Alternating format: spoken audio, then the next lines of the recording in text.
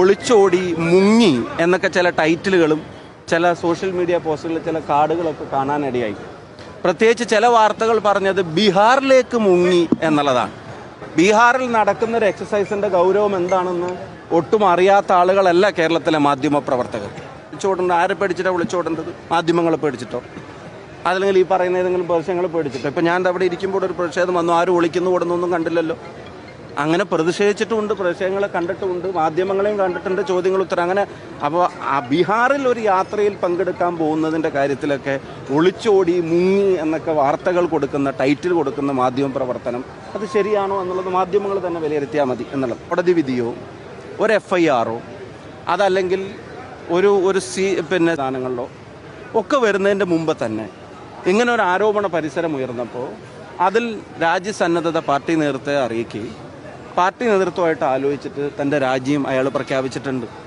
ഇനി ഈ രാജി വേറെ ഏതെങ്കിലും CPM പ്രവർത്തകരോ നേതാക്കന്മാരോ ആണോ പ്രഖ്യാപിച്ചിരുന്നെങ്കിൽ നിങ്ങളെല്ലാം കൂടെ പറയാൻ പോകുന്നത് അത് ധാർമ്മികതയുടെ ഒരു ക്ലാസ് എടുക്കൽ അപ്പോൾ വരുമായിരുന്നു. കണ്ടോ FIR ഇല്ലാത്ത രാജി, കണ്ടോ പരാതി ഇല്ലാത്ത രാജി, കണ്ടോ പിന്നെ കേസെടുക്കാത്ത രാജി, കണ്ടോ ഇതിനകത്ത് വിഷയത്തിൻ്റെ ധാർമ്മികതയായിരുന്നു പ്രശ്നമെങ്കിൽ ആ രാജി ഒരു പ്രധാനപ്പെട്ട ചൂട് തന്നെയാണ്.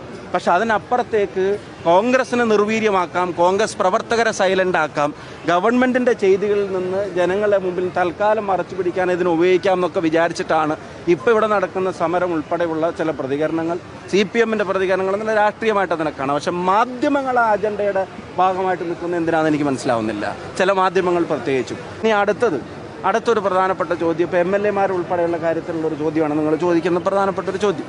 ഞാൻ ചോദിക്കുന്നത്, ഇപ്പോൾ ഈ പറയുന്ന ഗോവിന്ദൻ മാഷ് ഉൾപ്പെടെയുള്ള സമിതി, ഞാൻ ആരും പേരൊന്നും പറയുന്നില്ല, പക്ഷേ ഒരു MLAക്കെതിരെ പോലീസ് കേസെടുത്തിട്ട് ചാർജ് ഷീറ്റ് സമർപ്പിച്ചിട്ടും ആ MLA ആ സ്ഥാനത്ത് തന്നെ തുടരട്ടെ, കുറ്റക്കാരനെന്ന് വിധിക്കുന്നവർ തുടരട്ടെ എന്ന് തീരുമാനിച്ചവർ എങ്ങനെയാണ് കോൺഗ്രസിൻ്റെ ഒരു MLAയുടെ രാജി ആവശ്യപ്പെടുന്നത്? പോക്സോ കേസിലെ പ്രതിയായിട്ടുള്ള ഒരാളെ പാർലമെൻറ്റ് ബോർഡ് അംഗമാക്കിയ വേറൊരു പാർട്ടി BJP, ആ BJP പ്രവർത്തകർ ഇവിടെ എങ്ങനെയാണ് ആ MLAയുടെ രാജി ആവശ്യപ്പെട്ടിട്ടൊരു സമരം നടത്തുന്നത്? ഇപ്പോൾ ഒരു മന്ത്രിസഭയിൽ തുടരുന്ന മന്ത്രിക്കെതിരെ ഉയർന്നിരിക്കുന്ന ആരോപണങ്ങൾ എന്തെല്ലാമായിരുന്നു, എന്നിട്ട് ഇപ്പോഴും ആ മന്ത്രിസ്ഥാനത്ത് തുടരുകയല്ലേ? ഇത്തരത്തിലുള്ള ആക്ഷേപം മുന്നണിയിലെ തന്നെ സഹപ്രവർത്തകയോട് വരെ ഈ വളരെ ക്രൂരമായ രീതിയിൽ പെരുമാറിയെ സംബന്ധിച്ചുള്ള പരാതികളുള്ള ആളുകളെ സംഘടനാ രംഗത്ത് എവിടെയെങ്കിലും മാറ്റി നിർത്തിയത് നമ്മൾ കണ്ടോ? മുഖ്യമന്ത്രിയുടെ സ്റ്റാഫിൽ നിന്ന് മാറ്റി നിർത്തിയത് നമ്മൾ കണ്ടോ? മന്ത്രിസ്ഥാനത്ത് നിന്ന് മാറ്റി നിർത്തിയത് നമ്മൾ കണ്ടോ? CPMൽ നിന്ന് മാറ്റി നിർത്തിയത് നമ്മൾ കണ്ടോ?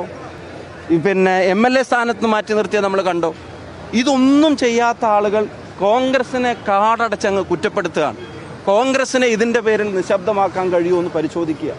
സാഹചര്യത്തിൽ അയാളെ എല്ലാവരും കൂടെ വളഞ്ഞു കൂടിയിട്ട് നിലവിലുള്ള യൂത്ത് കോൺഗ്രസ് പാർട്ടിക്കകത്തെ സ്ഥാനത്തിനാണല്ലോ ഇപ്പോൾ പാർട്ടിക്ക് പെട്ടെന്ന് തീരുമാനം പറയാൻ പറ്റുന്നത്.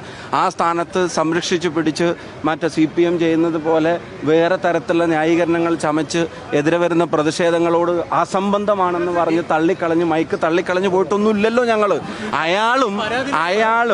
അയാളും അതിനകത്ത് പിന്നെ ഒരു തീരുമാനം ആ തരത്തിൽ തന്നെയാണല്ലോ എടുത്തിട്ടുള്ളത്. അയാൾ യൂത്ത് കോൺഗ്രസ് സംസ്ഥാന പ്രസിഡന്റ് സ്ഥാനത്ത് നിന്ന് അയാൾ രാജിവെച്ചല്ലോ ഇങ്ങനൊരു ആരോപണ പരിസരത്തിൽ.